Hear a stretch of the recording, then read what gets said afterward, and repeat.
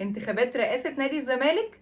أنا أقولك المرشحين هم حسين لبيب وفاروق جعفر وماجد فاروق الحنبلي وميرفت السيد أحمد وعمر هريدي، مع حفظ الألقاب لكل اللي أنا قلتهم. تعالوا نمسك واحد واحد. نبدأ بعمر هريدي، فاكرينه؟ بتاع أنا مش شايف حد وأنا به ابن به وأنت منين يا ولد؟ من أسيوط يا ولد؟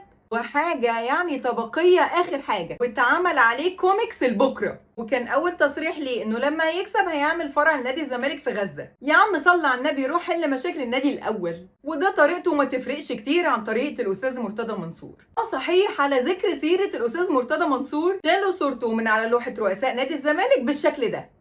نيجي بقى لميرفت السيد أحمد، كانت في منصب وكيل وزارة الشباب والرياضة لشؤون الإدارة المركزية، البرلمان والتعليم المدني، وكانت رئيس مجلس إدارة صندوق الرعاية الصحية والاجتماعية للشباب في الوزارة، ومعاها شهادة إدارة مؤسسات رياضية، وكان أول تصريحاتها عن حل مشاكل الزمالك. رغم إن السي في بتاع حضرتك تقيل ومحترم، بس شايفة إن فرصة حضرتك ضعيفة. ده أنا بطلع بس أتكلم في الكورة بيقولوا لي يلا على المطبخ، ما بالك بقى إن واحدة تمسك رئيس نادي الزمالك. نيجي بقى للأستاذ ماجد فاروق الحنبلي، شغال محامي ومعاه ماجستير في العلوم الجنائية، وزي ما انتوا شايفين في الصور كده كان مصاحب مين؟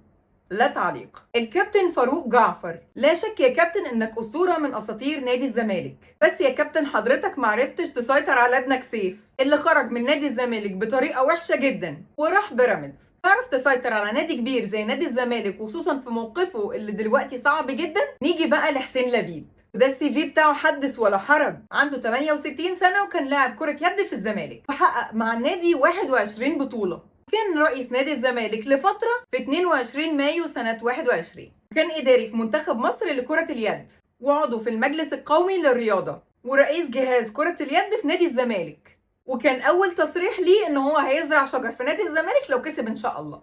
وأعتقد كده هو أقرب مرشح لرئاسة نادي الزمالك. في رأيك مين من المرشحين قريب قوي لرئاسة نادي الزمالك؟ سلام.